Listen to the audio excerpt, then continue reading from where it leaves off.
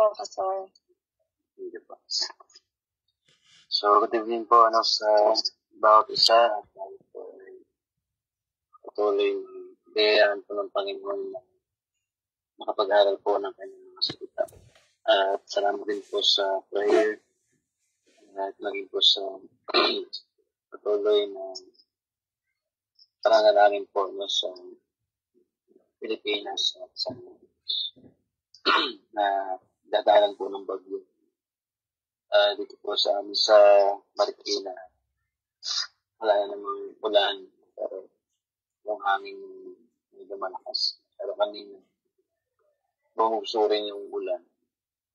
Pero di ko po alam kung ano ba ito, mag-ulan ba mamaya bukas. Pero kanselado na po yung mga pasok bukas sa Tuesday. Bali 2 days po na cancellation dahil nga doon sa balita na malakas na bagyo.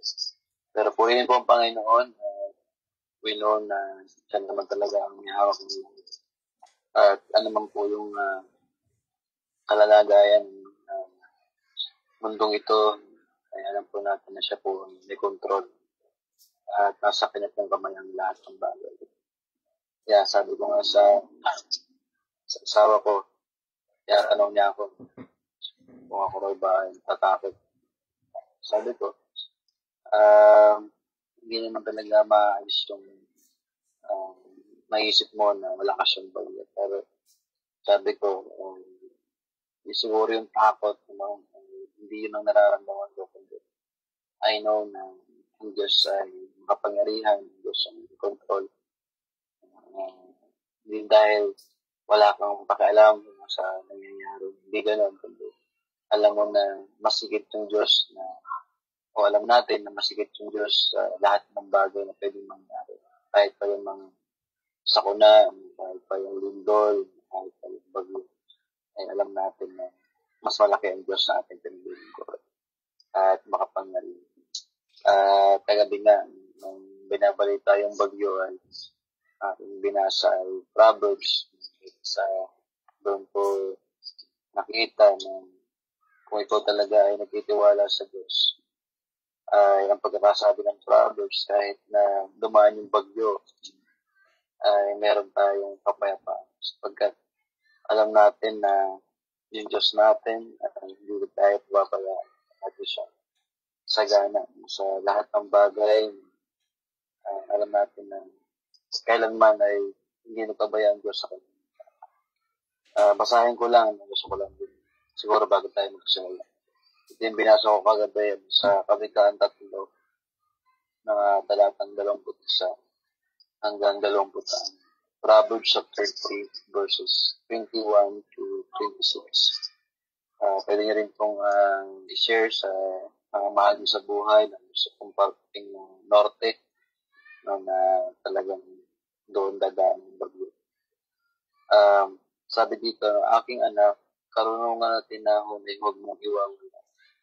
Huwag babayaang makalpas sa isipan at balita, pagkat dulot ito'y masagana at marangal na pamumuhay, at kung magkagayo, lalakad ka ng Diyos. Sa landas mo'y hindi ka matatalisod, sa lahat ng iyong lakad wala kang maalalahan, at lahat ng pagtulog mo ay masarap at mahindi.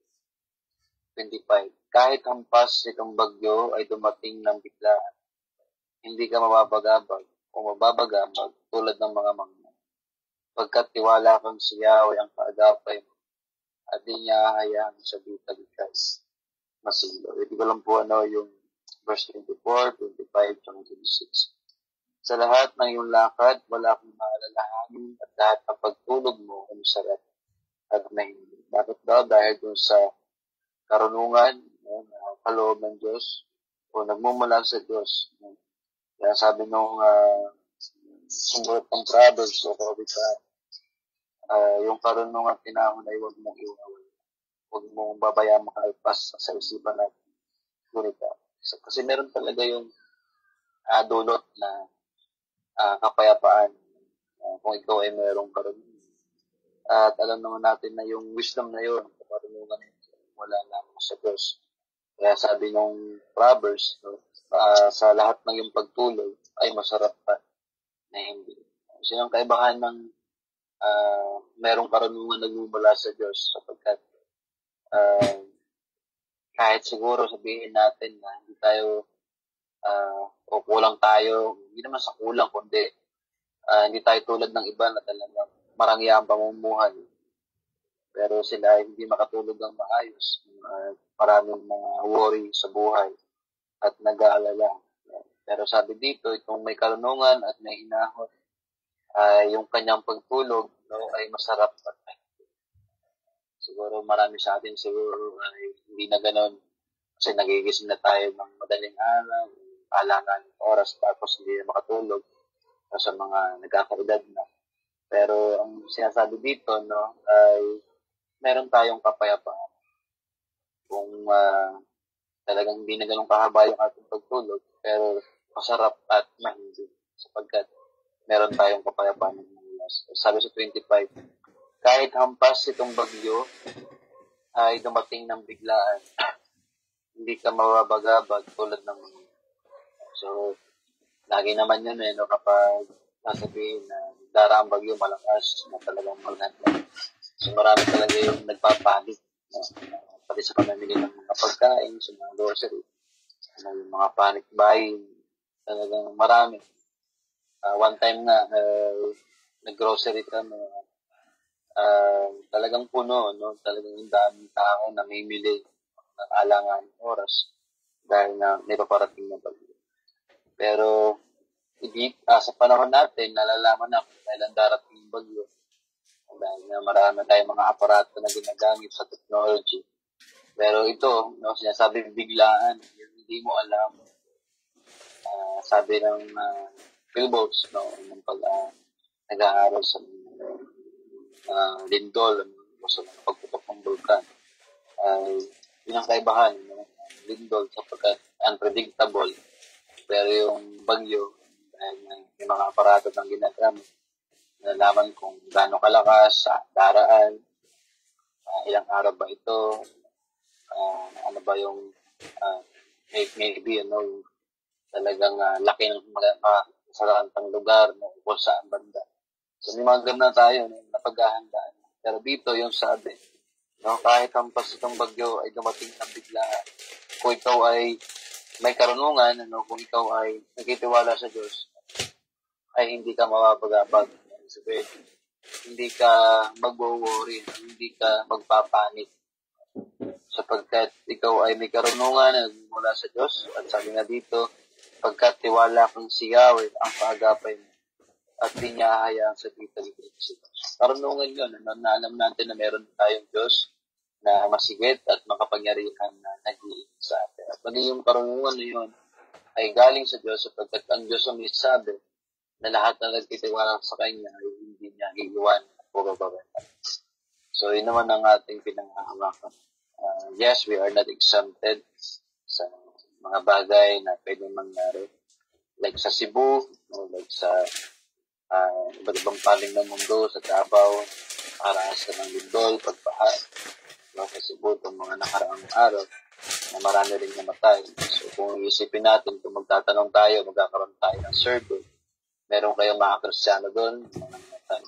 Maaari, meron. Sapagkat we are not exempted. Pero ang kaibahan ng Kristiyanong namatay doon sa baha, sa Cebu, at sa lindol, ay pagpikit ng kanyang mata at pagmulat ng kanyang mata, ay siya ay nasa bayang lang at siya ay makakapiyo, nakapili na ng ating Panginoon. Meditas sa atin. Pero yung isang taong namatay na sa baha at sa lindol, panahong yun, at wala sa Panginoon, ay talagang nakakatakot. So, yung sabihin, we are not exempted, pero yung pangako ng Diyos sa tayo, iingatan at higit sa lahat ng ating kaligtasan, yun ang ating pinangako. At hindi na sinasabi ng ating pinag-aaralan sa 1 Peter. So, punta mo na po tayo ulit sa ating pagpapatuloy ng pag-aaral sa unang Pedro. At bago ulit po ako manalangin. Ito po ang sabi sa ating pagpapatuloy sa unang aklat ni Pedro at atin pong tutuloy yung mga talatang 14, 15 at 16 sapagkat meron lamang po tayo ditong ilan na makailangan po nating diinan para mas maunawaan po natin yung sinasabi ni Pedro. Bagamat nakapewa na po natin ito last Sunday, yung mga nakalagay po dito, pero ang ating naging focus no, kasi yung verse 13. Pero ngayon ay hindi din na natin ng kahit paano itong verse 14 at lalo yung talatang 15 o 15 at saka 16. So basahin ko po ulit muna sa Tagalog. Unang Pedro, mga talatang 1, o Unang Pedro, kabanatang 1, mga talatang 13 hanggang 16. First Peter, chapter 1, verses 13 through 16. Ito po ang sabi ng salita ng Panginoon. Kaya nga, ihanda ninyo ang inyong mga isipan para sa dapat ninyong gawin. Maging mahinahong kayo at lubos na umasa sa pagpapalang tatamuhin ninyo kapag nahayag na kayo sa Kristo. Bilang masunuring mga anak, huwag kayong umayon sa masasamang pagnanasa tulad ng ginagawa ninyo nung kayo wala pang tunay na pagkakalaw. Dahil ang Diyos sa pumili sa inyo ay banal, dapat din kayo magpakabanal sa lahat ng inyong ginagawa, sapagkat nasusulat, magpakabanal kayo sapagkat ako'y banal. Ako'y ang naman. Aming naman Diyos, ang buhay, salamat po sa pagkakataong ito. Kami po ay matipong muli mapag-aaral po ng inyong salita. Salamat po, Diyos. Salamat po talagang may mga struggle po kami. Physically, pero salamat po Panginoon. Pagkali niyo pong sustain yung aming lakas at ayun po yung privilege na makapagturo, makapag-aaral, makapakinig, kabila po ng busy na kalalagayan dahil mga trabaho marami sa dito sa aming pong grupo, iba rin po yung oras sa kanila. Pero salamat po sa pinibigay po sa aming availability. At kami po dito sa amin sa Pilipinas, talagang po marami ang abala, talagang dumadaan sa bagyo, hindi po naging maayos yung kanilang paglalagayan. Napakalakas naman yung pag-ulan sa iba't ibang panig po ng Pilipinas. Pero alam po namin, hindi naman kayo magbibigay o magkakalob ng lahat ito kung wala naman kayong dakilang layo. Salamat po. At pagin po sa panahon ng bagyo, at lang po na maaasahan po namin kayo. Hindi po kawabayaan nyo. Salamat po aming naman Diyos. Kapagayin po nawa yung salanta ng bagyo sa mga oras nito. Sila po ay magkaroon ng pagkakalala sa inyo. Tunay na parang ng paratay. Nakita po ng bawat isa na talagang kayo po ay hindi lamang pag-ibig, kundi kayo rin po ay nagagawin. Dahil nga po kami ay nagkasa. Salamat po Panginoon, kahabagan niyo po mga sila at ang bagay sa amin sa pangalan po ng Jesus. May tanong lang po ako, Sister Florence. Noong last Monday at o Tuesday, hindi ko alam, nakapulog na kasi ako. Hindi ko alam nung pinagtahan, pumunta po ba kayo? Wala na akong narinig kasi nakatulog na. Sobrang antok po na. Wala na po akong okay lang po, Pastor. Okay. Pero thank you po, hindi ko na nakikinig ako pero pag wala na, hindi ko na alam ang nangyari na pulog na ako. Alam ko lang po, Pastor. Yung panahon na later po dyan sa Pilipinas. Okay lang po yung Pastor. Okay. Nung nagising ako ng alas 3, tapos sabi ko, bakit naka-in pa rin ako sa Zoom? O naka-ano pa rin yung yung basta may gano'n yung messenger ko, tapos yung earphone ko nasa tenga ko pa. Doon ko napagtanto. Hindi ko pala napapatay.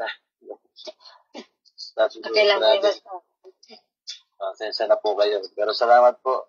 Kung hindi ko man narinig, pero salamat. Tapos sa inyong love gift. Purihin ko ang Panginoon. Sige po. Thank you po. At lagi po namin kayong pinapanalangin gawain sa Israel. Tulad po ng aking nabanggit sa unang Pedro ay Napakasarap pong pag-aralan ito, no? Sapagkat ito rin po yung aming laging topic sa prayer fellowship namin every Wednesday. At ako rin po ay nagsa-challenge sapagkat may mga nakalagay po dito na minsan ay pag binasa natin ay akala natin na yun ba yun? Parang isang basahan ay yun ba yung binabanggit ng Panginoon? So, yes, talagang plainly basahin natin yung scripture. Binibigyan naman talaga tayo ng pangunawa ng Panginoon. Pero kung ating pangmasukayin, sa biyaya ng Diyos at binibigyan tayo ng pagpata, ay nakakamangha talaga ang salita ng Panginoon. At ako po ay namamangha sapagkat noong pinag-aaralan ko ito, lalo yung talatang 15 at saka talatang 16, ay meron pa palang pinaghuhugutan si Pedro. Kung hindi lamang niya basta sinabi ito na be holy because I am holy, sapagkat ito ay binanggit na sa Lumang Tipan. At yun po yung aking mga binasa. Marami rin po ako pinakinggan tungkol doon sapagkat din naman ako expert sa Old Testament, lalo sa mga tradition o kaugalian ng Hudyo. Bagamat meron akong familiarity, no? Pero hindi naman lahat ay kabisado ko at naaral ko na. Pero kapag ito ay, nung tinignan ko itong mga bagay nito, ay nakakamangha na ito ay binanggit ni Pedro dito sa kanyang letter, no, na ang kanyang sinusulatan ay under persecuted ng mga Kristiyano. At balikan lang natin ng bahagya yung ating napag-usapan na sa talatang 13, sapagkat yung pagkakasabi ni Pedro na para bang conclusion na therefore or kaya nga, sapagkat yung mga talatang 1 hanggang talatang 12 ay marami na po siyang nabanggit, especially po yung verse 10 hanggang verse 12, na tungkol doon sa ating kaligtasan, na maging yung mga Old Testament saints, lalo yung mga propeta, like nina Moses, nina David, at maging yung major at minor prophets natin sa Old Testament, ay talagang ipinahayag na yung tungkol sa paparating na tigapagligtas. So napakapalad po natin sapagkat tulad din po ng mga Old Testament saints na hindi po nila nakita ang Panginoon. Ganon din naman po tayo, sa panahon natin, hindi natin nakita ang Panginoon. Kaya sabi nga ni Pedro, nung ito ay sinulat niya at sinusulatan niya itong mga under persecuted Christian, pareho lang din tayo, hindi natin na talaga nakita ang Panginoon in person. Hindi natin siya nakasama, hindi natin siya nahawakan, hindi natin siya talaga nakakwentuhan ng harap ng harapan. Kaya napakapalad ng mga taong nakasama niya ng panahon yun, yung kanyang mga disciple, yung mga taong nakikinig sa kanya. Sapagkat talagang mismo, na totoong itong nangyari, ito ay history, na talagang ang Diyos ay nagkatawang tao. Okay? Pero sinasabi ni Pedro, dami rin tayo sa ating panahon sapagkat yung Old Testament na mga prophets ay pinapatungkulan nila, na ito ay para sa atin at hindi po para sa kanila. So, hindi nangangahulugan na iba yung kanilang kaligtasan. Hindi po yun. Ibig sabihin, ito ay nangyari sa New Testament. At ito po, hanggang sa panahon natin, ay tayo rin po nakikinabang sapagkat ibinahagi ang magandang balita hanggang sa ating kapanahon.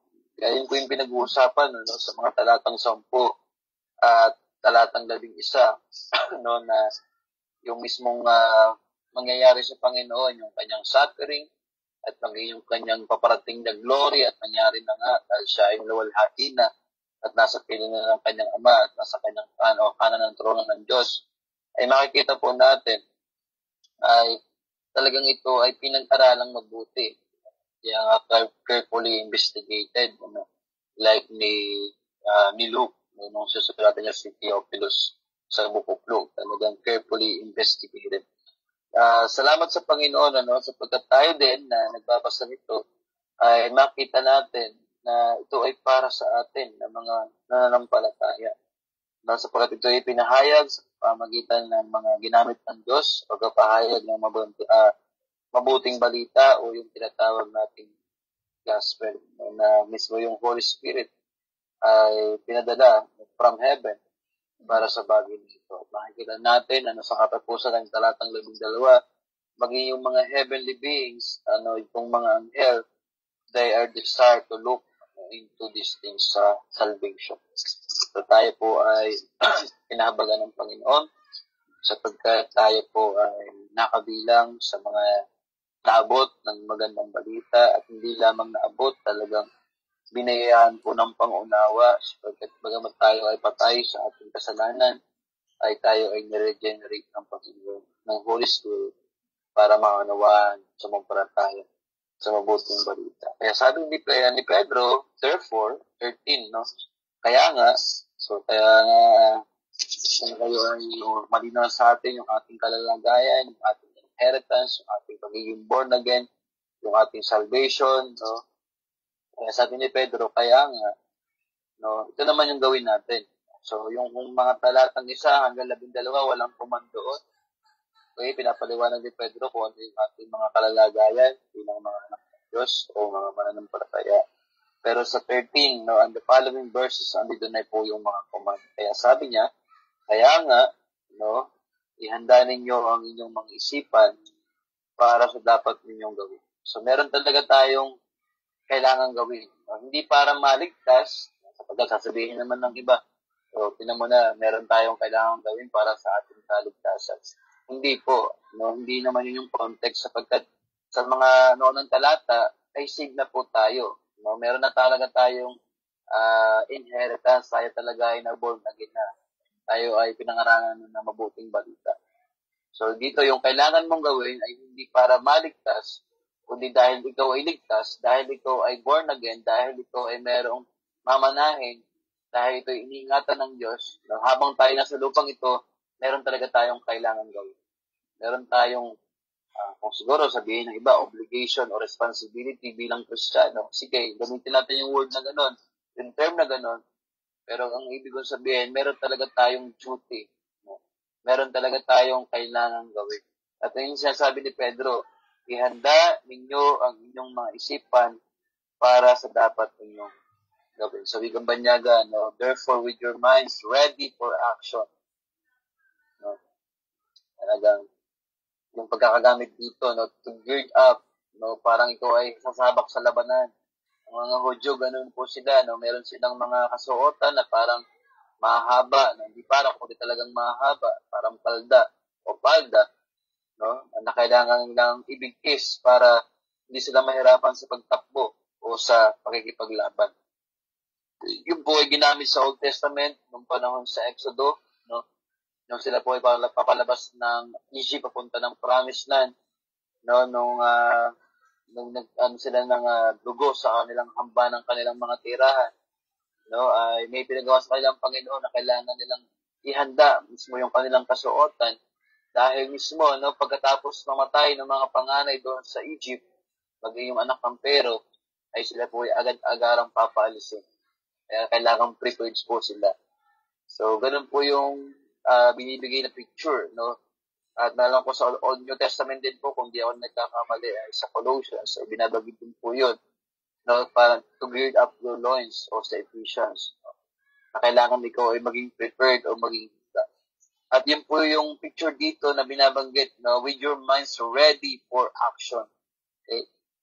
Na ihanda ninyo ang inyong mga isipan para sa dapat ninyong gawin. At ito po yung pagkakabanggit, no? Maging mahinahon kayo at lubos na umasa sa pagpapalang tatamuhin ninyo kapag nahayagin na si Jesus. So, pinag-aralan na po natin to last Sunday. No?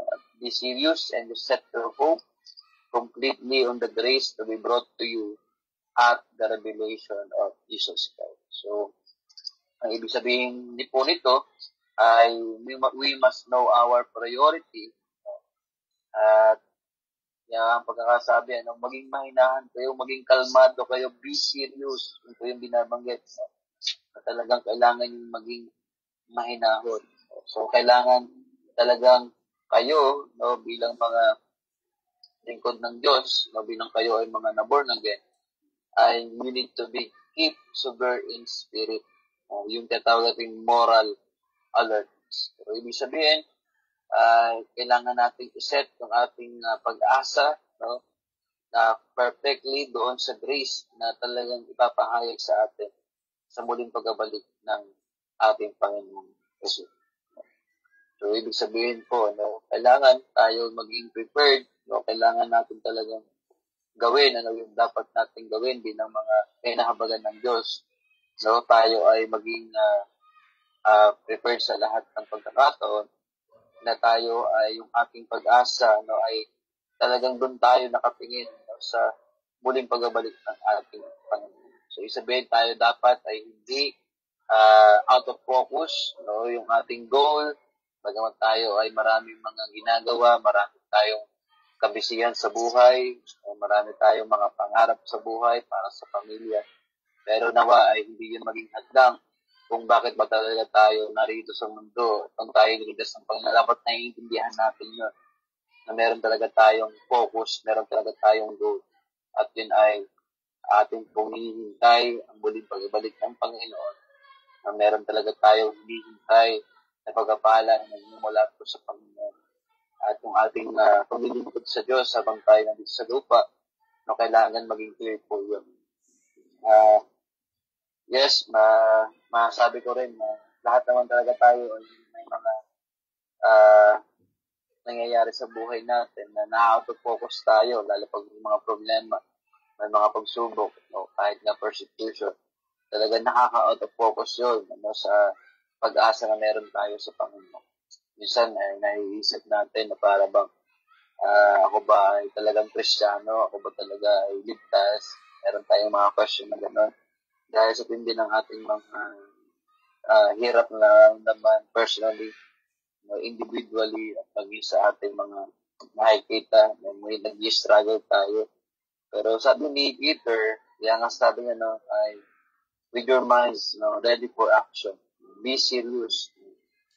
Maging mahinahon tayo. Talagang yung ating hope ay ilagap natin. Dapat huwag tayong out of focus. Kasi nga, ay depende yun na gamitin ng kaaway, ano, yung mga nangyayari sa ating buhay para tayo ay out of focus. Kung ano ba yung pagkatawag sa atin. Pero yun ang ating pag-asa at alam natin na darating ito ang ating Panginoong Jesus. Kaya sabi sa verse 14, no, as obedient children, do not be conformed to the desires of your former ignorance. Sabi sa Tagalog, yung talatang 4, bilang masunuring mga anak, huwag kayong umayon sa mga pagnanasa tulad ng ginagawa ninyo noong kayo wala pang tunay na pagkakataon. So yung isa kong question ko po dito, kung binabanggit ni Peter na obedient children, ang tanong ko po, meron bang disobedient na anak? Meron ba talagang masuwaying anak? Kung merong binabanggit si Peter na masunuring mga anak or obedient children, pwede ba rin yung kabaligtaran na meron din bang mga anak na hindi masunurin? So, kung ako pong tatanungin, no, ay meron. Meron talagang mga anak na pasaway. Meron talagang mga anak na hindi sumusunod. Meron talagang mga anak na kahit sinabi mo nang hindi pwede, ay ipinipilit yung kanilang kagustuhan. So, alam ko, lalo yung may mga pamilya at meron ng mga anak. No, meron talagang gano'n, ano, na minsan natatago yan pang na parang black sheep sa pamilya, mga gano'n. Pero, yun talaga yung nature natin na tayong mga tao talagang masuwakayin tayo. Ayaw natin sumunod. Meron iba sumusunod, pero pag nakatalikod, ay iba naman yung laman ng puso. Ang mabigat din sa kanila. So, ibig sabihin, ay nga in-emphasize ni Peter, obedient children. Hindi lang sinabi na, children kayo, anak kayo ng Diyos. Hindi binanggit niya, no, as obedient children. Not disobedient, but as obedient children. So, kung talagang tayo ay born again, talagang tayo ay anak ng Diyos, so marapat po na tayo talaga ay marunong sumunod. We need to obey. Kaya nga yung aming pinag-aralan kanina, no, sa Roma chapter 3, verse 31, sabi ni Paul, no, bagamat ang mga unang talata ay binabanggit na tayo ay talaga ay naligtas pamamagitan ng pananampalataya sa ginawa ng Kristo sa krus ng Kalbaryo. Totoo yun, no? Talagang yun ay by grace yung ating kaligtasan. Pero sabi ni Paul, in verse 31 ng Romans chapter 3, ay hindi nila binabaliwala kundi pinagtitibay nila. So, meaning to say, ay hindi nabaliwala o hindi pwedeng baliwalain ang law hindi pwedeng baliwalain yung utos ng Diyos sapagkat ito ang nagpapatunay, nagpapakilala na ang Diyos ay banal sa pamamagitan po ng kanyang mga utos. So, ibig sabihin, kung merong utos, merong law, merong ibinigay na batas, may binigay na command, kailangan sundin. Okay? Sapagkat galing yun sa Diyos at nagpapakilala yun ng kanyang kabanalan. Kaya nga dito na makikita natin o nawa ma-appreciate natin. Kaya pala ganito yung pagkakabanggit ni Peter, no, we need to be obedient, no? Sapagkat ito ay tutumbukin yung character ng Diyos bilang siya ay banal, no? At yung ibinigay niyang batas, law, command ay kailangan talagang sundin. So hindi nangangahulugan sapagkat tayo ay ligtas na, tayo ay magiging masuwayin na. Ano, tayo ay magiging stubborn na, magiging matigas na yung ating ulo. Sabihin ng madami, ligtas na ako, okay na akong gumawa ng pagkakasala, hindi pa pwede. Sapagkat tayo ay mayroong responsibility. Hindi para maligtas, kundi dahil tayo ay ligtas, meron talaga tayong dapat na pagsunod. So kung tayo ay masuwayin, at talagang anak tayo ng Diyos, may pagpapalot. Diba gano'n naman tayo bilang mga magulang, kung yung ating anak ay mahal natin at talagang sila ay tunin natin mga anak at mahal natin yung mga anak natin ay sabi nga ng salita ng Diyos, especially sa Proverbs, ay kailangan ng palo, no? Kung ang ating mga anak ay hindi sumusunod. Hindi nila yun ikamamatay, no? Yung tamang pagpalo, at yun ay part ng disiplina. Dahil nga mahal natin sila, mahal tayo ng ating mga magulang. So, yun ay talagang kailangan gawin. Pagamat sa panahon natin, ay para bang binabatas na, no? Na bawal mamalo. Pero, biblically, hindi po masamang mamalo. Yung tamang pamamalo. Meron kasing maling pamamalo, pero may tamang pamamalo. At dito makikita natin, no, ang binabanggit ni Peter, we need to be as obedient children. Kailangan po natin maging masunuring mga anak.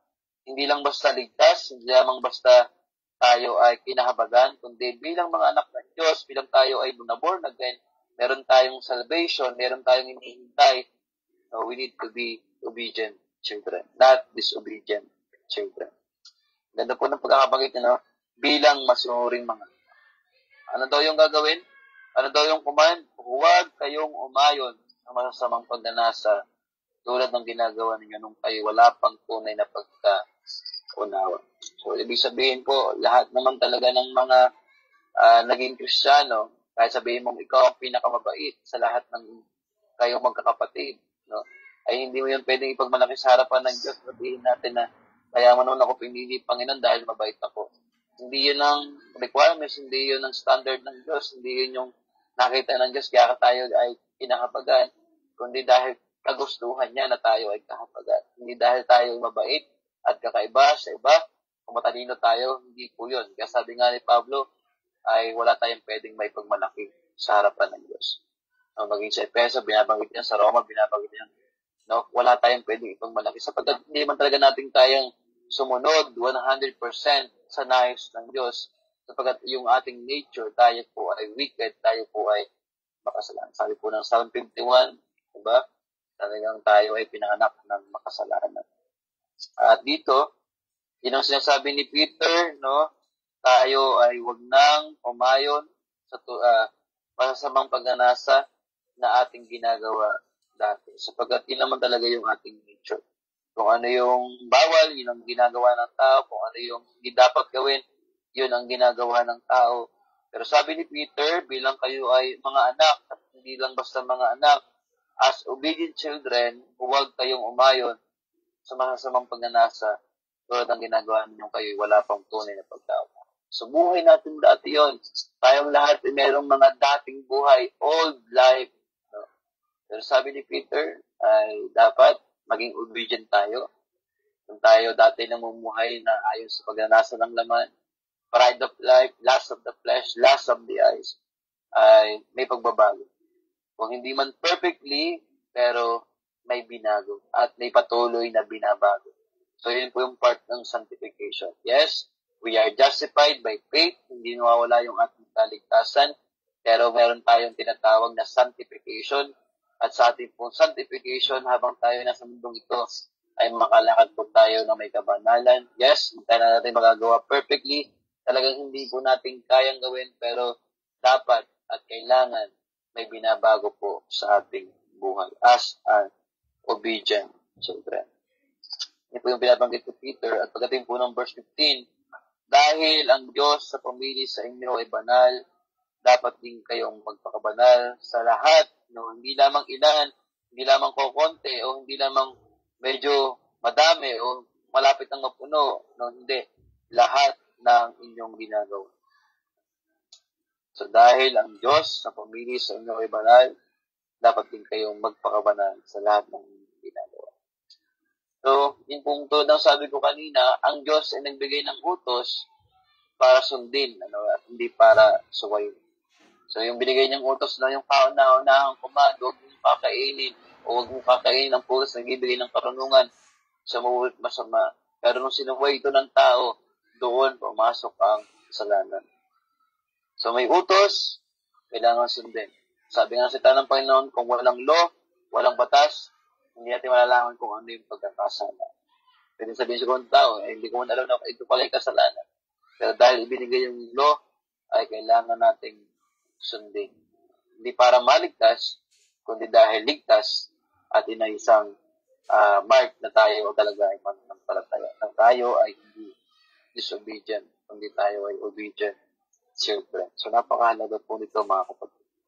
At sabi nga dito, yung pinagmumulan nito ay isang Diyos na banal. So kung ating pong pag-aaralan po ito ng mas malalim, wala tayong ibang na-offend sa anong tayo ay bumagsak sa pagkakasala at gumagawa ng kasalanan araw-araw, kundi yung Diyos na ubod ng banal. At hindi yung kapitbahay natin, hindi yung taong mismong ginawa natin ng kasalanan. Ang talagang na-offend, unang-una ay ang Diyos, sapagkat siya ang ubod na banal at nagbigay ng kanyang utos na kailangan natin sundin bilang tayo ay kanyang mga anak at kanyang kinahabagan. So sabi niya dito, siya ang pumili sa atin. Tulad po sabi ko kanina, kaya may utos dahil ang Diyos ay banal na nagbigay ng utos.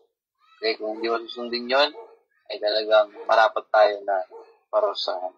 Pero yung sabi ni Peter, dahil ang Diyos sa pumili sa inyo ay banal, yun yung kanyang character, yun yung kanyang attributes, yun yung kanyang katangian, dapat din kayong magpakabanal sa lahat ng mga. So kung Diyos ang ating Ama, ay magiging kahawig tayo ng kanyang anak, si Kristo. At yun yung dapat nangyari sa araw-araw natin doon. Yes, may struggle, yes, may battle. Kung walang battle, wala kang struggle. Pwede natin sabihin, baka hindi pa talaga ako anak ng Diyos. Pero dahil may struggle, may battle, ay isa din po yun, nagpatanda na tayo ay Diyos. Bakit? Nung dati tayo ay wala pa sa Panginoon, yung kasalanan, parang normal lang. O hindi lang parang, kundi talagang normal lang. Pwede sabihin ng tao, ginagawa naman ng lahat, gagawin ko din. Ay parang kung ano yung uso, nakikiuso tayo. Sapagkat talagang ganun ang mundo, ganun tayong mga tao. Pero nung tayo ay anak na ng Diyos, sabi ni Peter, dahil ang pumili sa inyo ay banal, dapat din kayong magpakabanal. Talagang kailangan po yung gawin. Sapagkat ito po ay command, ito po ay inyong utos. At mag-focus po tayo, Kaya sabi niya, lahat ng inyong ginagawa. So, hindi lamang kapag ikaw ay nasa church, hindi lamang kapag ikaw ay may kaharap na Kristiyano, hindi. Kahit sino yung kaharap, kahit sino yung kasama, tayo ay makapamuhay ng kalugod-lugod sa Panginoon. Sa lahat ng ating ginagawa. Papag-away man to sa loob ng church, o sa pamilya, sa trabaho, kailangan ay tayo ay makakitaan ng binagong buhay. Sapagkat ang tumawag sa atin ay banal na Diyos, dapat din tayo magpakabanal. Hindi lumaba at patuloy sa pagkakasama. At ito po, bibigyan natin din po yung verse 16 at bubuksan po natin ang lumang tipan. Sapagkat nasusulat, magpakabanal kayo sapagkat ako'y banal. Sapagkat nasusulat, magpakabanal kayo sapagkat ako'y banal. Sa wikang Banyaga po, for it is written, be holy because I am holy. At ang ito po ay pinag-aaralan ko, ito pala ay hindi basta lamang sinabi ni Peter. ito ay may pinaguhugutan siya. Tulad po ng nabanggit ko kanina sa lumang tipan. So, kasamahan niyo po ko sa Leviticus chapter 11, no, verse 44 to 45. No.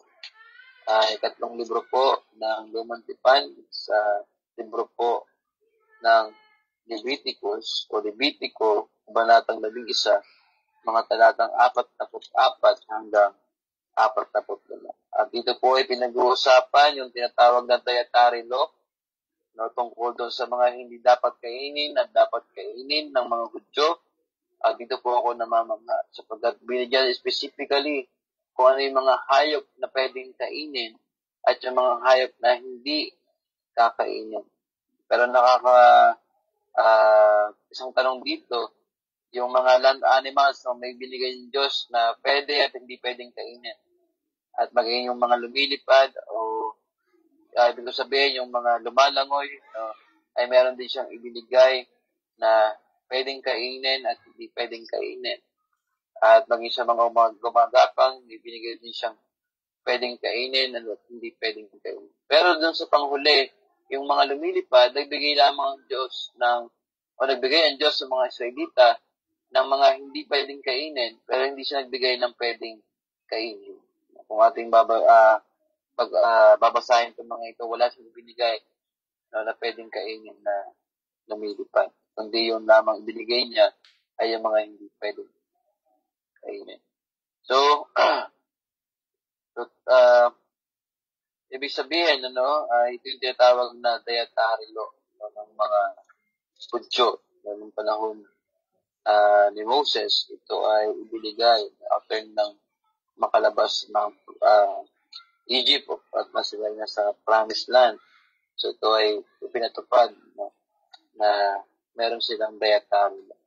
At sabi ko nga po kanina, ako yung namamangha sapagkat ito ay may dahilan ng Diyos. At i-connect natin yun sa 1 Peter. Pero basahin ko lang muna yung verse 45. Ako ang naglabas sa inyo sa Ehipto, sabi po ng Diyos, na upang maging Diyos ninyo, dapat kayong maging banal sapagkat ako'y banal.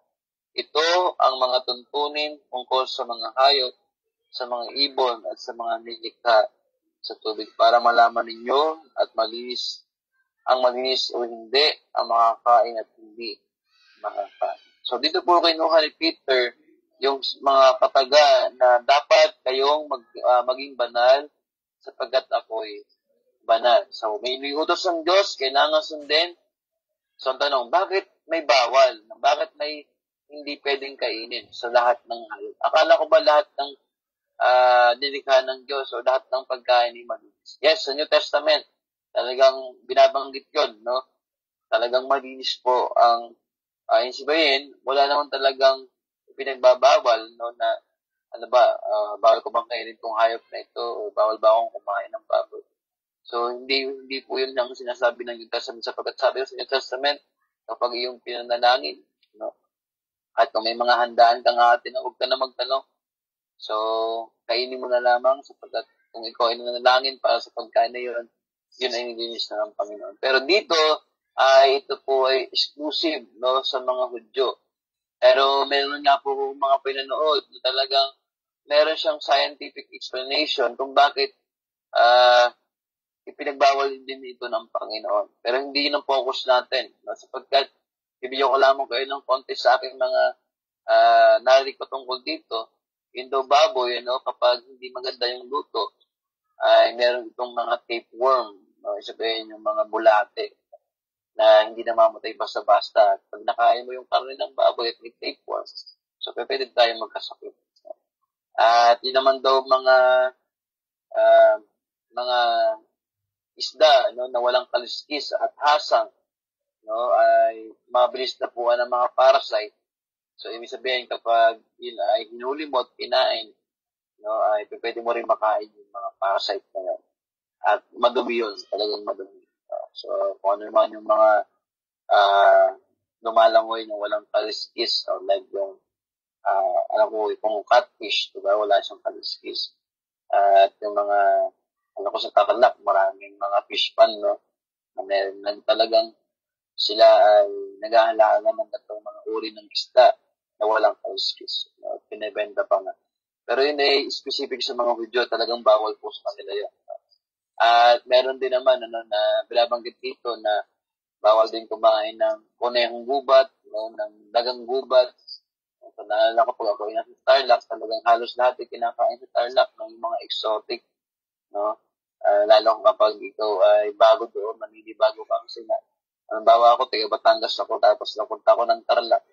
No, ultimo yung kuliglig, kasi yung kuliglig sa Tarlac, yung kararawan, kinakain. Yung dagang bukid, kinakain. Yung palaka, kinakain. So, natikman ko, masarap naman talaga. Pero sa mga Hudyo, bawal yun. Hindi nila yung pwedeng kainin. Yung basta-basta na nahuli mo at may karne ay okay na. So, merong mga paliwanag yun, talagang marurumi. Talagang may dala silang pwedeng sakit kapag kinain mo ganung klaseng mga hayop na pinagbabawal sa Old Testament. Pero, ang tanong natin, alam ba yun ng mga Hudyo na may nakukuha silang sakit? So, hindi nila alam. No, ang alam lang nila, iniutos ng Diyos, kaya hindi pwedeng kainin. Yun talaga yun. May utos ang Diyos. So, wala naman silang scientist doon, wala naman silang nag-aaral pa ng ganong klase na may mga people o something na ganun. Wala. No, pero, ang kaibahan nila nung sila po nilabas ng Panginoon, ang gusto ng Diyos, maging kakaiba ang kanyang piniling bayan. Sapagkat lahat ng mga bansa ng panahong yon, lahat ng mga tao ng panahong yon, ay ganun silang mamuhay. Kinakain nila yung mga hayop na ito, no, na marurumi at wala silang kakundangan. At nung nilabas niya yung kanyang bayan doon sa Egypt, yun ang gusto ng Diyos, maging pure, no, maging kakaiba yung kanyang piniling bayan sa lahat ng tao sa mundo. Okay? So yung pinakaano po natin doon, may iniutos. Kung may iniutos, na Diyos nagmula, kailangan sundin. Okay, bago natin pumunta ulit yung 1 Peter, sundin natin muna sa Leviticus bago itong 1 Peter tayo, bago tayo bumalik ulit ng 1 Peter, ay tingnan muna po natin itong mga ilang talata pa, no? Leviticus 19 verse 2, binanggit din po ito. Leviticus, kabanatang 11, talatang 2, ay binanggit din po dito.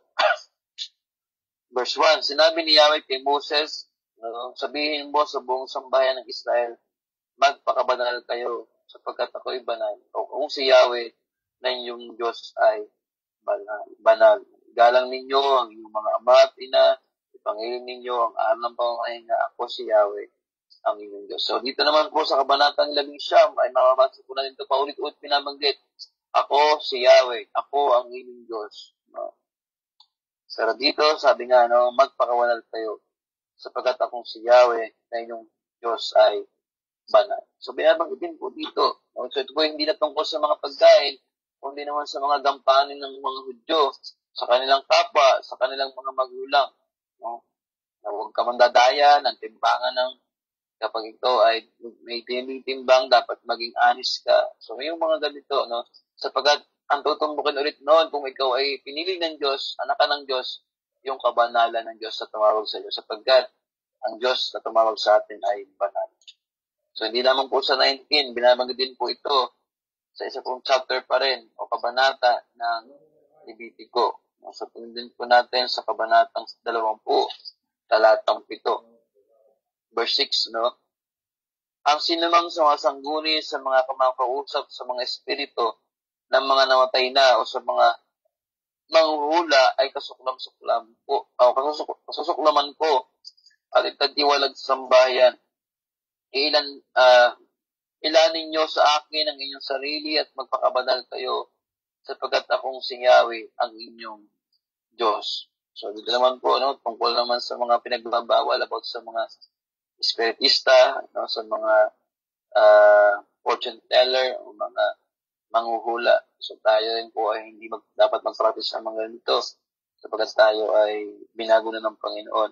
Pero, doon pa rin tumbok po noon. Same po, doon sa dietary law, doon sa mga gampanin ng isang Hudyo sa kanilang kapwa, at dito po, sa mga spiritista at sa mga manghuhula, ay same po, sapagkat ang tumawag sa atin na Diyos ay banal. Ang tumawag na Diyos sa kanila ng panahon yon ay banal, at same din po ang binabanggit ni Peter sa kanya pong letter. Yun po yung aking gustong diinan, no, na dapat po nating mas maunawaan. So, kung binibigay po ito ni Pedro sa kanyang letter sa mga under-persecuted na Kristiyano nung panahon po niya, na sinasabi niya na magpakabanal kayo sapagkat ang tumawag sa inyo ay banal. Be holy because I am holy. Yun po yung sinasabi ni Peter. Okay? So, kung ating lalagay sa konteksto ni Peter, napakahirap ang panahon nila. Sapagkat sila ay pinagbibintangan, sila ay gustong patayin ng mga tao, sila po ay talagang kinamumuhian ng mga tao, sapagkat sila po ay naging scapegoat ni Herod, na sila po napagbintangan na sumunog ng Rome, na bagamat si Herod ang nagpasunog, so sila po yung naging scapegoat dahil nga po ay marami pong binibintang sa mga mananampalataya ng panahon po nila Pedro. Pero sabi po ng Pedro, ito po ay command, no, be holy because I am holy. So bago po tayo magtapos, balikan ko lang po yung pagkakasabi ko kanina. Sa Old Testament, hindi nila alam na may tapeworm o something yung hayop na yun o parasite. Pero ang pinaka-focus po doon, may command, may utos. Kung may utos ang Diyos, kailangan sundin. At yun yung hindi ginawa ni Eva, yun yung hindi ginawa ni Adan, kaya nga ang tao ay bumagsak sa pagkakasala. Pero doon sa covenant, o doon sa binigay ng Diyos sa Israel, ay utos siya, kailangang sundin. At ganoon din po sa 1 Peter. Kaya nga niya binabanggit, no, as obedient children. No? Bilang kayo'y mga masunuring anak. Huwag tayong mamuhay sa dati nating pagkatao o mamuhay kung tayo wala pang pagkakilala sa Diyos. Yung sabihin po, huwag na natin tanongin, marami ba ito, hindi marami ito. Ang tanong, iniutos ba ng Diyos? So, huwag natin gawin. So, sa Old Testament po, no, ay sa mga Hudyo yun. No? So, huwag naman natin sabihin na, ay mali pala yung ginagawa ko. Sapagkat sa Old Testament, binabanggit na lahat ng pinanalangin mong pagkain ay nilinis na ng Diyos. So, yun naman talaga yung pinangahawakan natin. So, kung meron kang kinakain na pwedeng makatisod ng iyong kakumanan ng baltaya, so yun, iba yun. Ibang usapan naman yun. So, huwag mo nang kainin yung bagay o yung pagkain. Kung ikaw ay makakatisod sa mga mahihina sa pananampalataya. At yung isa namang mahihina sa pananampalataya, huwag naman niya sabihin yung malakas pananampalataya, na parang magbibintangan, maghihiyaan. So, yun ang sinasabi ng Bible na mali. Okay? Pero dito makikita natin, may command, kailangan sundin. At kung sulat ni Peter, may command, kailangan natin sundin. As obedient children. Sapagkat ang tumawag sa atin ay banal, dapat din po tayong magpakabanal. Patuloy tayong umano sa Panginoon, sapagkat yung inuutos sa atin ng Panginoon ay hindi para ating ikahasama, kundi para sa ating ikabubuti. Yes, may struggle, mahirap. Sabi natin ikaw ng iba, hindi po madali. Ano ba naman yung madali? Talagang mahirap. Pero kung talagang tayo anak ng Panginoon, ay walang mahirap. Sapagkat nananahan sa atin ng Holy Spirit. Bibigyan niya tayo ng lakas, bibigyan tayo ng talagang tayo ay maging mananagumpay, na tayo ay makapagpatuloy sa pananampalataya. Sapagkat tayo bababayaan po ng ating Panginoon. Pero doon, ay ating end doon, we need to walk in holiness dahil nga tayo ay tinawag ng Diyos na ubod ng banal at tayo na ay maging tawag ni Kristo sa pang-araw-araw natin buhay. So, bagamat tayo ay bombarded sa mga surrounding natin, ay talagang sabihin mo, ay hindi ka na makapagpigil dahil na kung ikaw ay nagtatrabaho at ikaw ay talagang maraming iniisip, ikaw ay sasabihin mo, ikaw ay Kristiyano, pero hirap tayo makapamuhay sa kabanalan. Okay? So, hindi talaga natin kaya with our own. Pero Diyos at tumawag sa atin ang siya tutulong sa atin sa pamamagitan po ng kanyang banal ng Espiritu. Wala pa rin tayo pwede magmalaki sa Diyos.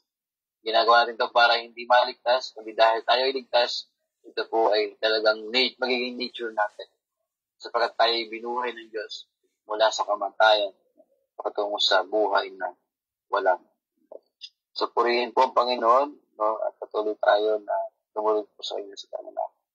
Aming Amang Diyos, salamat po sa pagkakataong ito. Dahil po ay patuloy na mamag-aral sa lugtad po niyo. O sulat po ni Pedro sa mga persecuted Christian ang panahon po nila.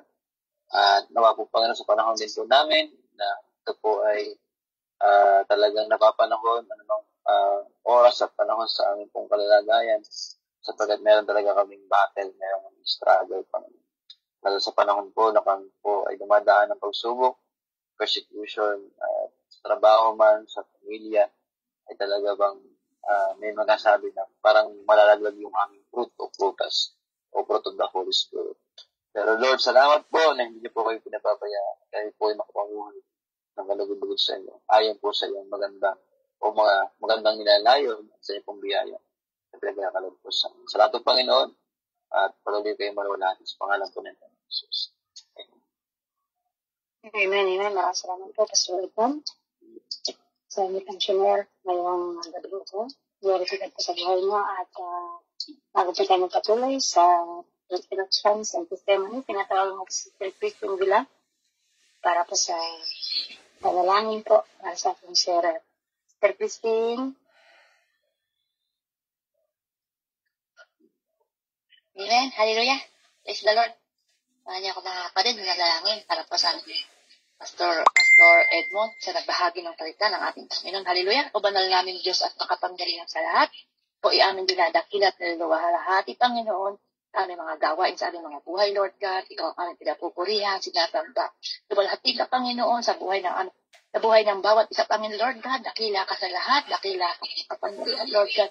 Ikaw ang Diyos ng kapayapaan, kapanatagan, Diyos ng pag-ibig, Diyos ng kabanalan. Hallelujah, Lord God Jesus. Namang banal, patuloy po ako, Panginoon, na nalalangin sa iyo, Panginoon, na nagpapakumbaba, Lord God. Humihingi ng kapatawaran, Panginoon, upang karapat-dapat ako manalangin sa nagbahagi ng iyong salita, Panginoon, na buhay na aming Pastor.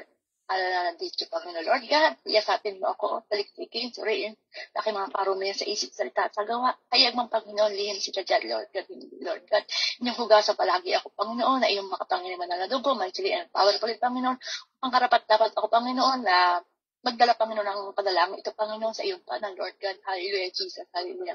Ubanal namin kataas-taasan. Diyos, salamat, Panginoon, sa buhay ng aming pastor na ito na patuloy mong ginagamit, Lord God.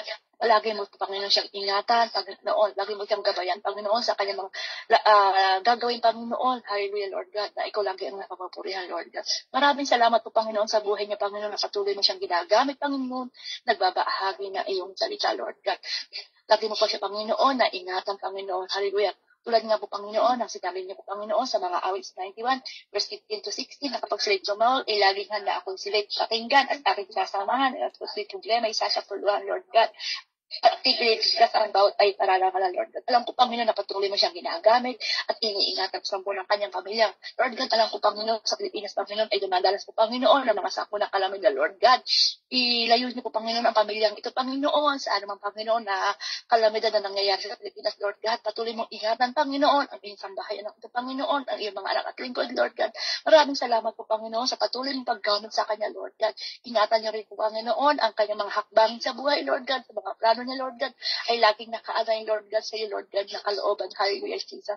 Lord, ganoon din po, Panginoon, sa kanyang asawa at anak, Lord God. Dalangin ko rin po, Panginoon, may mas malalim, Panginoong relasyon, Panginoon, sa iyo, Panginoon, yung tibay at lakas ng loob, Panginoon, at kapanatagan, Panginoon, at pag-iingat na nagbumula sa iyo, Lord God, at lagi mo ituro sa kanila, Panginoon, ang iyong salita, na kanilang panghahawakan, Panginoon, na kanilang parinindigan, Panginoon, at tatayuan, Lord God. Lord God, alam ko, Panginoon, ang ilaw, Panginoon, na nasa kanila, Panginoon, ay ikaw ang nagbigay, Lord God. Patuloy mo paglingin, Panginoon, magamit, Panginoon, sa iyong ministeryo, Lord God. Hallelujah. Maraming salamat po, Panginoon, sa buhay na aming pastor na ito, na patuloy mo siyang ingatan, Panginoon, at gabayan, Lord God. Hallelujah, hallelujah, Lord God. Padalangin ko rin po, Panginoon, magamit ako po siya, Panginoon, sa mas malalim ang pagkakatawag sa iyong ministeryo, Lord God. At lagi mo siyang gabayan, at tutukan, Panginoon, na iyong liwanag, Panginoon, at gabay, Lord God. Maraming salamat po, Panginoon, sa tulong na iyong banal na Espiritu, Panginoon, na tuturo at gumagabay sa kanya, Lord God. Ikaw lang aming pinapupurihan, dinadakilat, itinataas ang banal mong pangalan ng Diyos Ama, Diyos Anak, Diyos Espiritu Santo, na ang aming tagapagligtas sa pangalan ng Panginoon sa Kristo, amen and amen. Back to you, host. Amen. Maraming salamat po, Sis Chris. Nalangin para sa ating pastor. So, para ako na tayo sa ating reflections and testimonies. May, sino po ang unang gusto mag-reflect? Sis Chris, ikaw ba gusto mag-reflect? Amen. Hallelujah. Sige na ho, nandito ako sa lawas.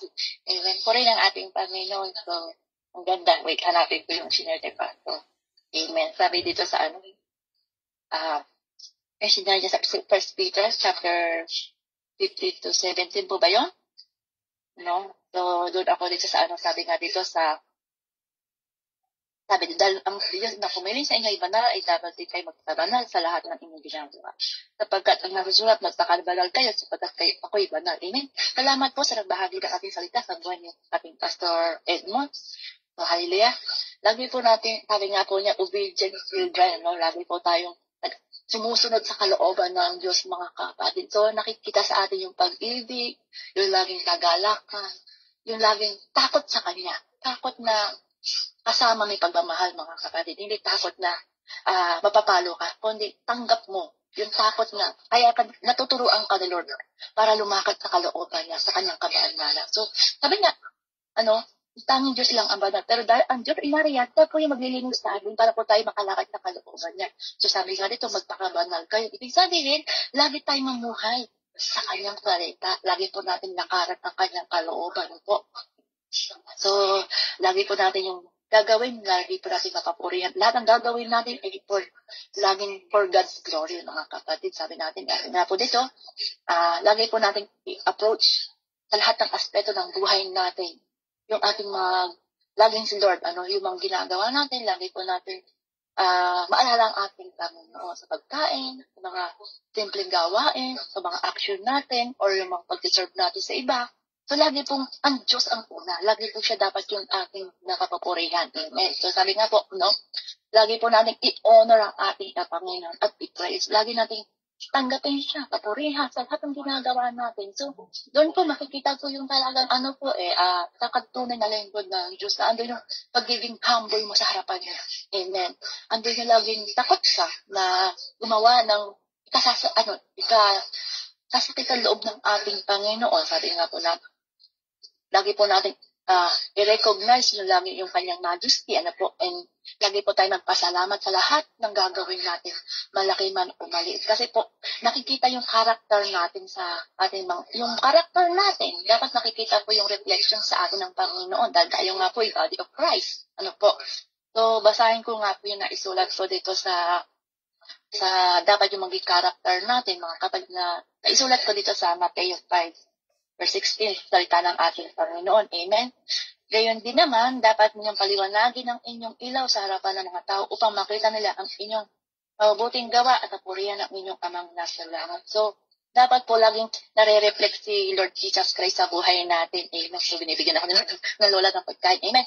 So, purihin ang ating Panginoon dahil ang Diyos na tumawag sa atin talagang nagdinignig, maluwalhati, makapangyarihan, banal. So, yung reflection ni Jesus Christ, talagang bilang body of Christ talaga nasa atin, tayo po is talagang makita yung bunga ng banal na Espiritu. Para po tayo is talagang makitang tagasunod niya as a child of God. Sabi nga din po sa Colossians chapter 3, verse 17, mga kapatid, naisulat po dito. Sabi nga po, at man ang inyong gagawin o sasabihin, gawin ninyo ang lahat sa pangalan ng Panginoong Jesus at sa pamamagitan niya, pagpasalamat po sa Diyos Ama. So, lagi po natin papurihan ang ating Panginoon. Lagi po natin banggitin ang ating Panginoon sa makakaguluhang bagay. Ikapupuri, mga kapatid, hindi sa mga sarili nating layunin. So, lagi po yung kabanalan, yung holiness ng ating Panginoon, kung gaano siya kalinis, mga kapatid. So, yun nga po sa pananalangin hindi lang po tayo nanalangin para po sa ating sarili, mga kapatid. Manalangin din po tayo para sa ating kapwa, lalo na sa nangyayari sa bansang Pilipinas, mga kapatid. So, kasimpleng panalangin, marami pong magagawa ang panalangin dahil po yan ay naririnig ng ating Panginoon. Yun nga pong sama-sama natin panalangin, di po ba malaki po ang magagawa noon po. So, yung kamay po ng ating Panginoon ay malaki dahil malaki ang ating Diyos. Amen. So, mga kapatid, sabi nga rin po dito sa 17, walang kinikilingan ang Diyos Hinahatulan niya ang mga tao ayon sa mga ginawa nila. At dahil tinatawag ninyo siyang Ama, mamuhay kayo may takot sa Kanya habang kayo nasa mundong ito. Ito po yung nasa 1 Peter chapter 1 verse 17. So, laging may takot sa Diyos ang ating mga ikinikilos mga kapatid. Laging din natin alalahanin ang Diyos na nagbigay sa atin ng kaligtasan, ng buhay, ano po. Kung ano, sabi nga, alam mo, isa ring po sa buhay ko. Thank you, Lord God, na hindi lang sa physical ako nabuhubusong mga kapatid. Sa physical, mga kapatid, ano mang meron doon, sapat na sa akin kung ano yung pagkalob sa akin ng Panginoon. Sapat na sa akin yung pang-araw-araw na ano yung ibigay niya. Kasi po, yung physically, andito na yan Ayan. Yung trabaho mo lang yun. Pero yung spiritual, yung pagkain spiritual, mga kapatid, yun talaga ang dapat tayo magustong, mga kapatid. Yun dapat talaga natin hanapin para po malakaran po natin yung kabanalan ng Diyos, yung kalwalhatian niya, yung kalooban niya. Kasi nga po, pag tayo is kulang sa pagkain spiritual, hindi natin maunawaan kung gaano kabanalan ang Diyos sa kataas-taasan. Dahil po siya ay dakila sa lahat at walang katulad. Sabi nga, hari ng mga hari, Diyos ng mga Diyos. Dahil sa kanyang ginawa, hindi natin kayang pamsayan, hindi natin kayang maunawaan kung gaano kalalim ang kanyang kapangyarihan, kung gaano kalalim ang dagat, kung gaano kataas ang langit, tanging ang Diyos ang nakakalam. So mga kapatid, mamuhay po tayo sa salita ng Diyos na may kababaan loob, kapatid. So lagi pong kababaan loob, na lagi may tapat na puso, at malinis na puso, at dalisay sa lahat ng kahit po ang ating kaisipan. Sa Diyos lang po ang kapurit, kapatid. Amen and amen. And thank you po sa nagbahagi ng kanyang salita. Purihin po ang Panginoon Diyos sa buhay niyo po, Pastor Edmond. Amen and amen. Amen. Maraming salamat po, Sis Chris, sa inyong very powerful reflections. And I hope na po naunawaan po natin yung a call to holy living. Ayan. Sabi ko nga, ang pagtawag sa pamumuhay na banal. Ayan. Bakit nga po ba mula po sa Old Testament hanggang sa New Testament, lagi po sinasabi na, be holy for I am holy. Una, siyempre, kung ang sinasabi natin na tayo ay anak ng Diyos, ano ba yung attributes nga ng Diyos? Sabi ni Pastor kanina, He is holy. So, kung tayo po ay kanyang mga anak, siyempre, kung ano ang tatay, diba? Sabi natin, like father, like son. Kaya nga po, ang mga anak ng Diyos, sabi doon, imitate natin po si Christ. Sabi ni Paul, imitate me as I imitate Christ. Kaya, kung hindi po natin ma-imitate yung Diyos, paano po masasabi na tayo ay kanyang anak? So, one of his attributes is holiness. Ayan, holy. At yung sinabi doon, I gird up the loins of your mind, be sober. Ayan, kaya nga, baka po may hinahon tayo, At dahil po sa biyaya, ng Panginoon na pinagkaloob po sa atin, hanggang sa mahayag ang ating Panginoon Kristo. Tayo po maging masunurin. Kaya nga po sa faith, ang faith po ay hindi lang manampalataya, kundi laro po ang obedience sa faith po, Obedience, trust, believe. Yan po ang nakakapalooban po ng faith, Sama po din ng obedience. Assurance, yan. So, kaya nga po, kung tayo po ay mga anak ng Diyos, ay maging obedience po tayo sa ating Panginoon. Ayan. Bagay, madali pong magsabi, I obey the Lord. Pero ang mahirap po yung pagsunod. Pinakamahirap po yung mag-apply, application. At nagkakaroon lang po ng application ang salita ng Panginoon. Kung tayo po magkakaroon ng karunungan ng pagpili, at napapaglabanan po talaga natin ito ang tama, ito ay mali. So, hindi naman po talaga tayo perfect na holy, Hindi pa po mangyayari yan hanggang tayo po narito sa lupa dahil yung pong sin, sabi nga po ni Paul ay may indwelling sin po. Ibig sabihin, naninirahan po tayo sa makasalanang katawan. Kaya nga po nagkakasala pa rin tayo. But salamat sa Panginoon dahil nung tayo po ay napalataya sa Kanya, ay nagkaroon po tayo ng imputation. Sabi nga imputation of righteousness in Jesus Christ. Kinuha niya yung kasalanan natin at yung righteousness naman niya nilagay sa atin. And kaya nga po, ang sabi ng Panginoon, dapat tayo talaga mamuhay sa kabanalan. Ito po ay isang utos. Ano po? So, tayo po ay anak ng Diyos. So, we have to pray. Diba? Kahit po ako sa aking sarili, ang dami kong, minsan na ano po ako, sabi ko, ang dami kong pagkukulang, ang dami ko pong dapat itama pa, Lord. Ang dami ko pong dapat gawin.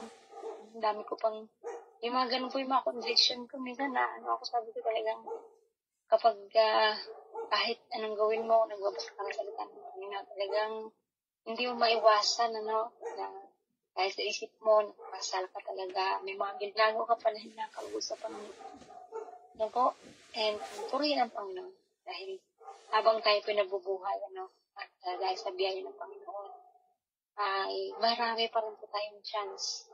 Ano po, sabi nga, our life is full of challenges, pero meron naman po mga choices talaga. No? And kung tayo pa mapili natin yung tama, we have wisdom. Yun ang sasabing may karunungan tayo. So, yun mga kapatid, maraming salamat po sa nagbahagi, Pastor Edmond.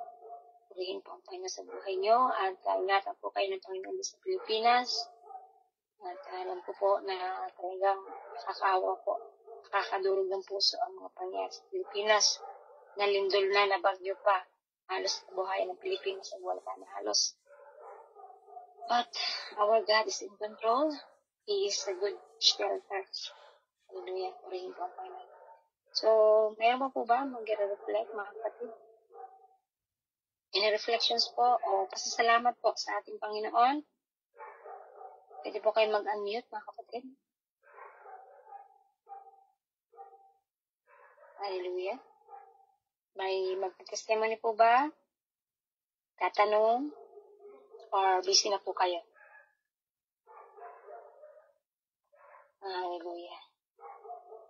Sa itinapig po ni Pastor, may tanong po ba kayo? Maliwanag po ba o naguguluhan tayo? Pwede po kayo magtanong kung kayo po ay may nais itanong. No?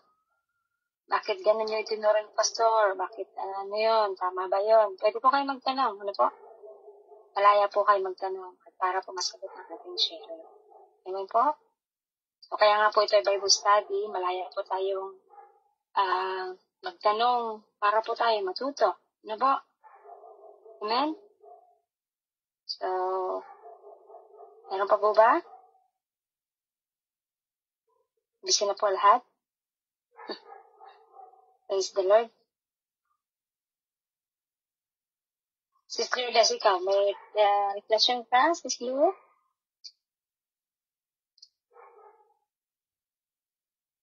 Miss Lani? Miss Elisa?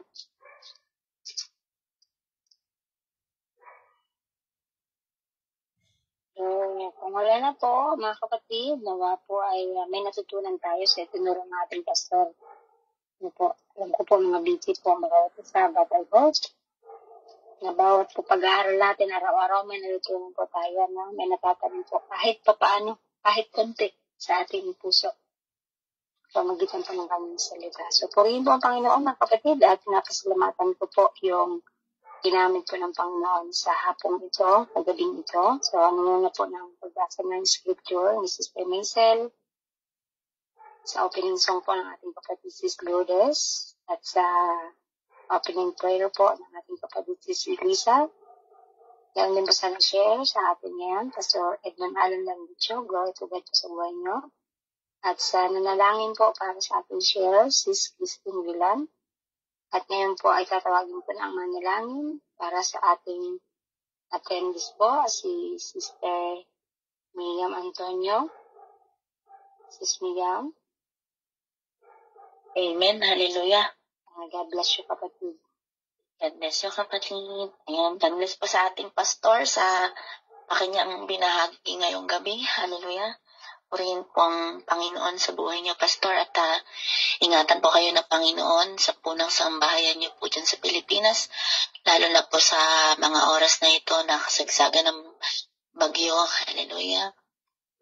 Samahan niyo po ako mga kapatid na manalangin, mag-intercede. Hallelujah. Aming Diyos na banal, hallelujah, na makapangyarihan sa lahat, hari ng mga hari, Diyos ng mga Diyos, banal sa lahat ng mga banal. Hallelujah. Panginoon, kami po ay nagpupuri at nagpapasalamat sa inyo pong kabutihan, Panginoon, sa inyo pong kadakilaan sa buhay ng bawat isa sa amin. Bagamat, Panginoon, dumaranas man, Panginoon, ng pagsubok, Panginoon, ang bawat isa, kami, Panginoon, ay nagpapasalamat sa inyo dahil nagtitiwala kami, Panginoon, ng lahat ng ito ay ikaw pa rin, Panginoon, ang kalooban mo pa rin, Panginoon, ang siyang masusunod. At ikaw, Panginoon, ang may kontrol ng lahat ng bagay. Hallelujah. Panginoon, humihingi po ako ng kapatawaran sa lahat ng aking mga pagkakasala, sa aking mga karumihanan, Panginoon. Patawarin niyo po ako upang maging karapat-dapat ako, Panginoon. Hallelujah, na manalangin para po sa aking mga kapatid. Hallelujah, salamat, Panginoon, sa mga kapatid ko, Panginoon, na dumalo, Panginoon, sa aming pong Zoom Bible Study, Panginoon. Bagamat nandun man, Panginoon, yung kabisihan ng bawat isa, ngunit nagpapasalamat kami, Panginoon, dahil hindi mo hinahayaan, Panginoon, na kami, Panginoon, ay mawala, Panginoon, sa ganitong gawain. At ganun din, Panginoon, sa connection, Panginoon, bagamat magkaiba man yung oras namin, Panginoon, ni Pastor Edmond, Panginoon, nandun pa rin yung gabay ng inyo pong banal na Espiritu, Panginoon, upang sa pagpapahayag niya ng inyo pong banal na salita, Panginoon, ay lubusan naming maunawaan, Panginoon.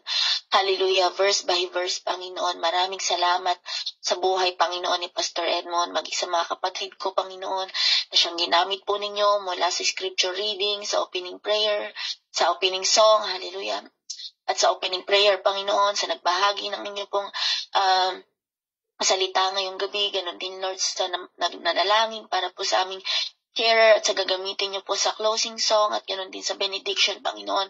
Salamat, Panginoon, sa mga kapatid kong ito, ganun din, Panginoon, kay Sister Lourdes, Panginoon, na aming host, kay Pastor Edmond, kay Sister Elisa, Sister Emerina, Brother Fair, Sister Florencia, Sister Christine, Sister Lynn, Sister Mai, Sister Maisel, Sister Melanie, Brother Natsky, Sister Ophelia, Brother Pastor Ruth, at sa inyo pong lingkod, at sa mga kapatid namin, Panginoon, na hindi po nakapag-join sa gabing ito. Hallelujah, naman yung kanilang mga kadahilanan, Panginoon, yung mga kapatid namin na pauwi pa lamang, Panginoon, pauwi pa lang sa kanilang mga trabaho, Panginoon, or yung mga papasok pa lang, Panginoon, sa kanilang mga trabaho. Ingatan niyo po sila, Panginoon, at gabayan po ninyo, nawa ay muli niyo po silang idako dito po sa aming gawain. Tunay nga, Panginoon, sa inyo pong mga salita ay kailangan, Panginoon, kalakip nito, Panginoon, yung aming pagsunod sa inyo, Panginoon. Hallelujah.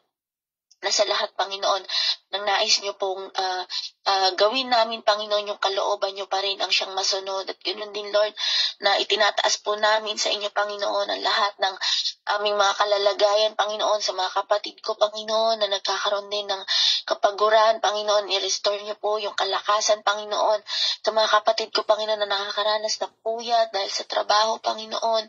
Nawa, Panginoon, yung patuloy pa rin, Panginoon, na mahabang pagpapasensya, Panginoon, ang ipagkaloob niyo rin po, Panginoon, na lubusan din namin maunawaan, Panginoon, yung kalalagayan ng aming mga employer, Panginoon, especially sa mga sa may mga handle, Panginoon, na dementia, Panginoon, ganun din, Lord, na tulungan niyo rin kami, Panginoon, na maging pagpapala sa aming mga employer na ito, bagamat, Panginoon, minsan hindi rin namin sila, Panginoon, maunawaan yung mga mood swings nila, Panginoon, but help us, Lord, na magkaroon po ng malawak na pagpapasensya at pag-unawa sa kanilang mga kalagayan. At ganun din, Lord, nagpapasalamat kami for continue using them as a channel of your blessing sa buhay ng bawat isa sa amin. At nawa, Panginoon, ang buhay din namin, Panginoon, hallelujah, maging pagpapala, Panginoon, sa sanlibutan ito, hindi lamang pinansyal, Panginoon, hindi lamang sa material na bagay, Panginoon, kundi sa inyo pong mga salita, Panginoon, na higit na mas kailangan ng aming pamilya,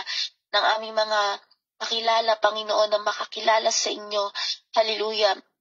Gaya nga, Panginoon, ang sinabi po ni Pastor Edmond, Panginoon, na hindi po namin ito gagawin dahil kami, Panginoon, dahil kami ay kailangan maligtas, kundi gagawin namin ito dahil kami ay ligtas na.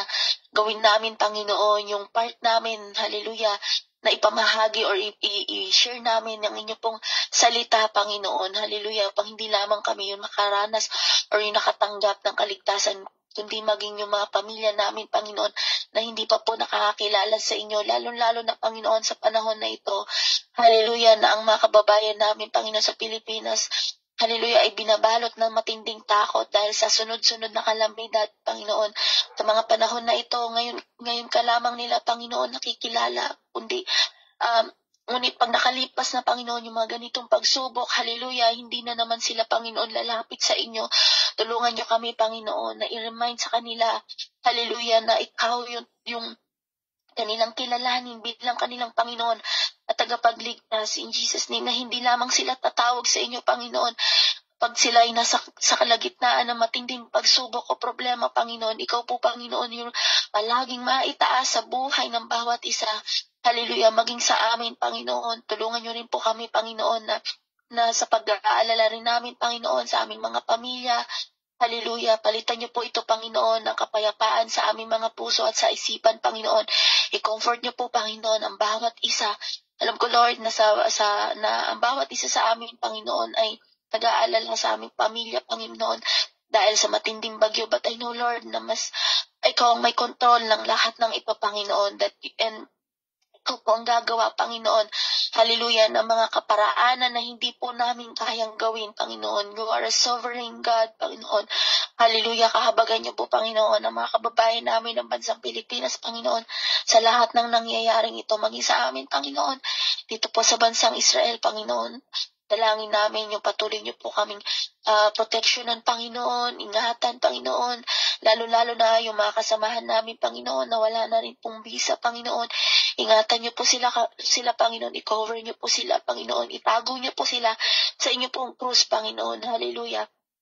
At ganun din, Panginoon, hallelujah, na yung ipinagkatiwala niyo rin sa amin, Panginoon, na aming mga trabaho, nawa, Panginoon, ay gamitin po namin ito, Panginoon, sa makabuluhan, Panginoon, na bagay, Panginoon. Tulungan niyo kami, Panginoon, na maging pagpapala, Panginoon, sa aming mga employer, Panginoon, na ma-share din namin ang inyo pong salita at matuto kami, Panginoon, na sumunod sa inyo pong kalooban, sa inyo pong kagustuhan, Panginoon, dahil ang bawat isa sa amin, Panginoon, ay may plano ka, may purpose ka, Panginoon, sa buhay ng bawat isa sa amin. Hallelujah. At dalangin din namin, Panginoon, sa mga kapatid ko, Panginoon, na may mga pangangailangan financially, Lord. Hallelujah. Abutin niyo rin po sila, Panginoon. Ikaw po, Panginoon, ang patuloy din na mag-provide, Panginoon, sa mga kapatid kong ito. Ganun din, Lord. Physically, emotionally, mentally, Panginoon. Bigyan niyo po sila ng kalakasan, Panginoon, ang bawat isa. Spiritually, Lord, na mas lalo kami, Panginoon, maging uhaw sa inyo pong salita, Panginoon, bagamat nandun man yung mga kabisihan namin sa trabaho namin, Lord, tulungan mo kami na makapaglaan pa rin kami, Panginoon, ng oras para po sa inyo. Hallelujah, sa pananalangin, sa devotion, sa pagbabasa ng inyo pong salita. Hallelujah, help us, Lord, na mas maging uhaw kami, Panginoon, sa inyo pong salita. At magkaroon din kami, Panginoon, ng boldness, Lord, to share your word sa lahat ng aming mga nakakasalumuha. In Jesus' name, maraming salamat, Lord. Tunay na ang inyong pong mga salita, Panginoon, na napakinggan namin sa gabing ito, Panginoon, ay pagpapala, Panginoon, kalakasan sa aming mga puso, Panginoon, kalakasan sa aming Panginoon sa araw-araw. Nawa, Lord God, ito po, Panginoon, ay mamunga sa aming mga puso, Panginoon, may isa pamuhay namin ito sa araw-araw. In Jesus' name, hallelujah. At dalangin ko rin po, Panginoon, hallelujah, na patuloy niyo rin po kami pagkalooban ng divine wisdom, knowledge, Lord, and understanding, Panginoon, sa lahat ng ibinabahagi sa aming Panginoon, ay ito po, Panginoon, ay maisa puso namin, Panginoon, malakaran sa araw-araw. Maraming salamat po, Panginoon, sa lahat ng tao, Panginoon, sa lahat ng mga kapatid ko, Panginoon, na ginagamit niyo po para po dito sa aming gawain. In Jesus' name, maraming salamat po, Panginoon. Ito po ang aking samot na langin na lahat ng papurit pagsamba tangi sa aming Panginoon at tagapagligtas. In Jesus' mighty name, amen. God bless you po, kapatid. Amen. Amen. God bless you, kapatid. Sis Miriam. Ayan. So, purihin po ang sa buhay niyo. At maraming salamat po. At ngayon naman po ay darako na tayo sa ating closing song na pangunahan po ng ating kapatid, Sister Mai. Sister Mai? Yeah. Magandang gabi po sa ating lahat. Thank you, Sister Florence. Patayin po natin yung still. Hide me now under your wings. Cover me within your mighty hand. When the oceans rise and thunders roar, I will soar with you above the storm. Father, you are king over the flood. I will be still, know you are God. Find rest, my soul, in Christ alone. Know His power in quietness and trust. When the oceans rise and thunders roar, I will soar with you above the storm. Father, you are king over the flood. I will be still, know you are God. When the oceans rise and thunders